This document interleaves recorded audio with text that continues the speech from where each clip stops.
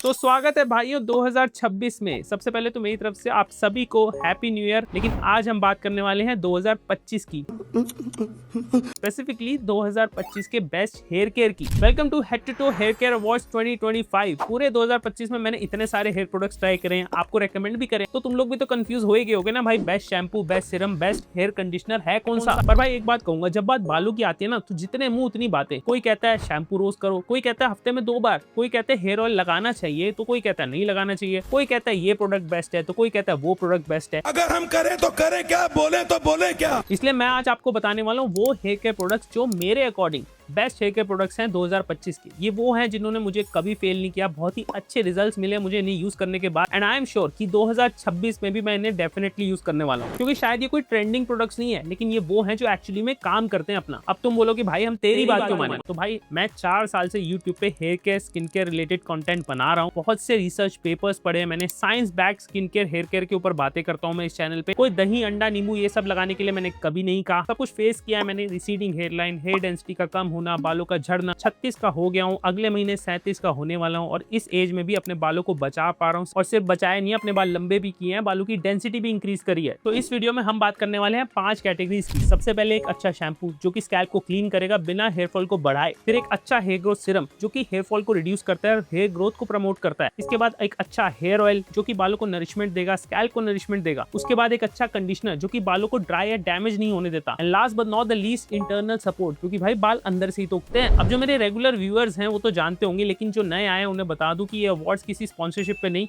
Results, ingredients और मेरे experience पे बेस्ड है। सबसे पहली कैटेगरी है एक अच्छा शैम्पू। देखो, एक अच्छा शैम्पू तुम्हारे बालों को बिना डैमेज किए स्कैल्प को क्लीन करेगा, और क्लीन स्कैल्प मतलब healthy scalp, and healthy scalp मतलब हेल्दी बाल। इस साल मैंने बहुत से शैम्पूस ट्राई करे, onion, rosemary, anti hair fall, anti dandruff वगैरह वगैरह, लेकिन मैं 2 कैटेगरीज में डिवाइड करना चाहूंगा यहाँ पे शैम्पूस। देखो, सबसे पहला वो इंसान जिसको डैंड्रफ की प्रॉब्लम है, और दूसरे वो जिनको डैंड्रफ की प्रॉब्लम नहीं है। तो सबसे पहले उन लोगों की बात करते हैं जिनको डैंड्रफ की प्रॉब्लम नहीं है। देखो, आपको ना एक माइल्ड सल्फेट फ्री कम केमिकल्स वाला शैम्पू यूज करना चाहिए जो कि आपके बालों को कम से कम डैमेज करे। देखो, शैम्पू का काम ज्यादा कुछ नहीं है, सिर्फ आपके स्कैल्प को क्लीन करना है। लेकिन हाँ, अगर आप ज्यादा हार्श केमिकल्स वाला शैम्पू यूज करोगे तो आपका हेयर फॉल इंक्रीज कर सकता है। अच्छा शैम्पू वही है जो कि बालों को कम डैमेज करे, और यहाँ मैं रेकमेंड करूंगा आपको प्लिक्स का rosemary anti hair fall shampoo. ये मैंने काफी यूज करा है, इसकी मैंने काफी बॉटल्स खत्म कर दी है, एंड आई थिंक ये काफी अच्छा शैम्पू है। इसका एक ड्रॉबैक तो है कि इसको यूज करने के लिए थोड़ा ज्यादा क्वांटिटी लग जाती है, लेकिन मेरे हिसाब से ये इसका ड्रॉबैक नहीं, इसका प्लस पॉइंट है। अगर ये कम क्वांटिटी में ही ज्यादा झाग बनाए, मतलब इसमें ज्यादा केमिकल्स एडेड हैं जो कि बाकी एंटी हेयर फॉल शैम्पूज में मैंने नोटिस किया है,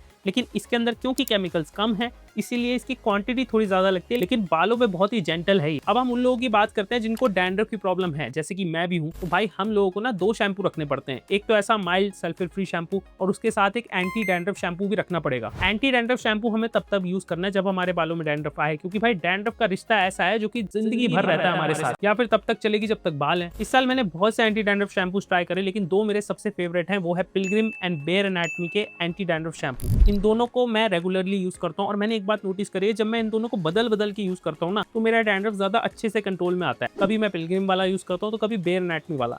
लेकिन आप लोगों के लिए ज्यादा कंफ्यूजिंग ना हो, इसलिए एक बेस्ट तो बताना पड़ेगा ना भाई। तो मैं अगर आपको best anti dandruff shampoo recommend करूंगा तो वो होगा बेयर एनाटॉमी का एंटी डैंड्रफ शैम्पू। अब इसे मैं बेस्ट इसलिए कह रहा हूँ क्योंकि भाई इसके अंदर सैलिसिलिक एसिड और पायरोक्टन ओलोमाइन का कॉम्बिनेशन है। सैलिसिलिक एसिड क्या करता है, चिपके हुए डैंड्रफ को हटाता है, जो कि ज्यादातर ऑयली डैंड्रफ या मेरे जैसे डैंड्रफ के केसेस में होता है। और दूसरा, इसमें जो पायरोक्टन ओलोमाइन है वो एक एंटी फंगल इंग्रेडिएंट है, हमारे स्कैल्प से फंगस की ग्रोथ को कंट्रोल करता है, तो डैंड्रफ जल्दी वापस भी नहीं आता। और तीसरा, मुझे इसे लगाने के बाद जो ठंडा ठंडा महसूस होता है अपने स्कैल्प पे, वो मुझे बहुत अच्छा लगता है। इसीलिए यही है बेस्ट एंटी डैंड्रफ शैम्पू, और ये दोनों मिलकर बनाते हैं बेस्ट शैम्पूज ऑफ 2025। अब चलते हैं अपनी अगली कैटेगरी पे जो कि है बेस्ट हेयर ग्रोथ सीरम। अब यहाँ कई लोग भाई कंफ्यूज हो जाते हैं कि भाई सीरम तो शाइन के लिए होता है। नहीं भाई, वो पुरानी बात होती थी। अब भी वो सीरम्स आते हैं जो कि शाइन के लिए होते हैं, बालों की सॉफ्टनेस के लिए होते हैं, लेकिन मैं बात कर रहा हूँ हेयर ग्रोथ सीरम की, जो कि आपके हेयर फॉल को रिड्यूस करते हैं, हेयर ग्रोथ को प्रमोट करते हैं। देखो, हेयर फॉल का रीजन क्या होता है, सबसे बड़ा रीजन होता है डीएसटी, और अगर डीएसटी को रिड्यूस करना है तो आपको साइंस बैक्ड इंग्रेडिएंट्स की जरूरत है जो कि हेयर ग्रोथ सीरम में डले होते हैं। लेकिन एक अच्छा सीरम डीएसटी को रिड्यूस करने के साथ साथ हेयर ग्रोथ स्टेम सेल्स को एक्टिवेट भी करता है, जिससे नए बाल आते हैं। दूसरी गलती क्या है कि अगर आपको आपको एक अच्छा सीरम मिल गया तो उसे आप कुछ टाइम के लिए यूज कर रहे हो और उसके बाद डिसकंटिन्यू कर दे रहे हो, जो कि बहुत बड़ी मिस्टेक है। सीरम को एक्चुअली में वर्क करने में एटलीस्ट 90 to 120 डेज यानी कि 3 से 4 महीने लगते हैं। तो अगर आपको एक अच्छा सीरम मिल गया है तो उसे यूज करते रहना पड़ेगा उसके रिजल्ट्स के लिए। और ऐसा सीरम जो कि मैं रेगुलरली यूज करता हूँ, मैंने इसके रिजल्ट्स देखे हैं भाई, और पूरे 2025 के साल में मैंने इसे ऑलमोस्ट हर रोज अप्लाई किया है। वो है बेयर एनाटॉमी का एडवांस हेयर ग्रोथ सीरम।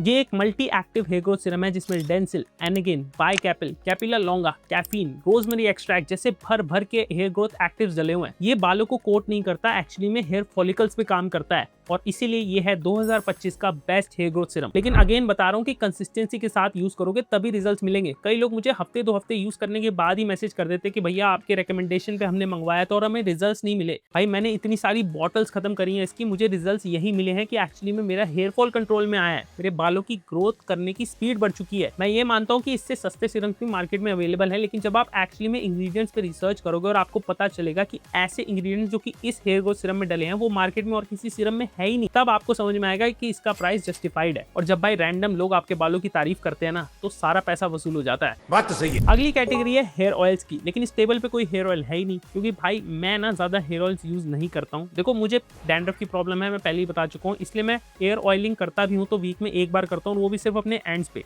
और मैं एक नॉर्मल कोकोनट ऑयल यूज करता हूँ, पैराशूट का ले सकते हो आप, नहीं तो कोई भी एक ऐसा कोकोनट ऑयल ले लो या आलमंड ऑयल ले लो जिसमें कोई कलर, कोई फ्रेग्रेंस एडेड ना हो। जो बेस्ट लगते हैं मैं डिस्क्रिप्शन और पिन कमेंट्स में डाल दूंगा, वीडियो में टैग भी कर दूंगा, जहां से आप कोई भी प्रोडक्ट आसानी से बाय कर सकते हो। लेकिन देखो हेयर ऑयल का जो काम होता है ना वो ग्रोथ से रिलेटेड होता है, ना ही बालों को स्ट्रॉन्ग बनाने से होता है, वो आपके बालों को नरिशमेंट देने से होता है। आपके बाल ज्यादा हेल्दी, ज्यादा शाइनी, ज्यादा अच्छे लगते हैं। देखो हेयर ऑयल ना आपके हेयर फॉलिकल्स तक पेनिट्रेट नहीं कर पाता, क्योंकि उसका मॉलिक्यूल थिक होता है। ये सीरम्स के मॉलिक्यूल बहुत छोटे होते हैं जो कि हेयर फॉलिकल्स में घुस जाते हैं, लेकिन हेयर ऑयल आपके स्कैल्प के ऊपर तक रहेगा, तो स्कैल्प हेल्दी होगा, बाल शाइनी होंगे। इससे ज़्यादा हेयर ऑयल का कोई काम होता नहीं है। और पर्सनली मैं तो हेयर ऑयलिंग करता ही नहीं हूँ, सिर्फ अपने बालों पे लगाता हूँ, वो भी वीक में एक बार। अगली कैटेगरी है हेयर मास्क या हेयर कंडीशनर्स की। देखो दोनों का नाम अलग अलग है, लेकिन दोनों का काम एक ही है, आपके बालों को सॉफ्ट और स्मूथ रखना।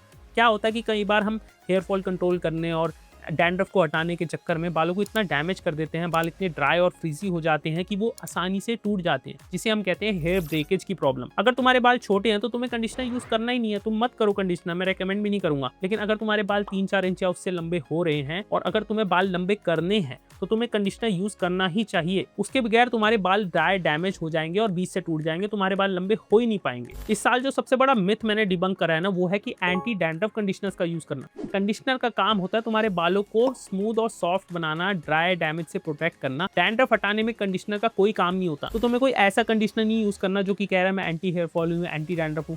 तुम्हें ऐसा कंडीशनर यूज करना है जो कि वो अपना काम करे, और उसका काम है तुम्हारे ड्राई डैमेज बालों को सॉफ्ट और स्मूथ बनाना। और इस काम में सबसे अच्छा कंडीशनर या हेयर मास्क जो मुझे लगा है वो है बी ब्लंट का इंटेंस मॉइस्चर हेयर मास्क। ये मेरे बजट में भी आ जाता है और अच्छे रिजल्ट्स हैं इसके। इसे यूज करने के बाद मेरे बाल बहुत सॉफ्ट, आज ही मैंने बाल धोए हैं, तुम देखो कितने सॉफ्ट बाल हो रखे हैं अभी। इसे यूज करने के बाद मेरे बाल फ्रीजी नहीं होते, और जो काम है इसका वो ये करता है। हमारे वीडियो की लास्ट कैटेगरी है इंटरनल हेयर सपोर्ट की। देखो तुम एक अच्छा शैम्पू यूज कर रहे हो, अच्छा सीरम यूज कर रहे हो, कंडीशनर भी है तुम्हारे पास, फिर भी तुम्हारे बाल झड़ रहे हैं, तुम्हारी हेयर लाइन पीछे जा रही है, तो उसका प्रॉब्लम इंटरनल है भाई, क्योंकि बाल अंदर से ही उगते हैं। अगर तुम्हारी बॉडी के पास वो रॉ मटेरियल ही नहीं है, वो प्रॉपर विटामिन और मिनरल्स की कमी हो रही है, तो वो बालों को उगाएगी कैसे? वो बालों को सबसे पहले सैक्रिफाइस करेगी, क्योंकि तुम्हारे बाल ना तुम्हारे लिए इंपॉर्टेंट होगी, तुम्हारी बॉडी के लिए वो एक वेस्ट प्रोडक्ट है। इसलिए मैं अपनी बॉडी को प्रॉपर विटामिन और मिनरल्स देता हूँ HK वाइटल मल्टीविटामिन से। ये मल्टीविटामिन मैं 1 साल या उससे ज्यादा से ही रेगुलरली कंज्यूम कर रहा हूँ, क्योंकि ये बना है हम लड़कों के लिए, क्योंकि इसके अंदर एक और चीज एडेड है, वो है नेचुरल DHT ब्लॉकर। मैं पहले ही बता चुका हूँ DHT एक मेन रीजन है हमारे हेयर फॉल का। देखो मुझे रिसीडिंग हेयर लाइन की प्रॉब्लम थी, इसलिए सबसे पहले मैंने नेचुरल तरीकों पर ध्यान दिया कि नेचुरल DHT ब्लॉकर्स कौन से होते हैं,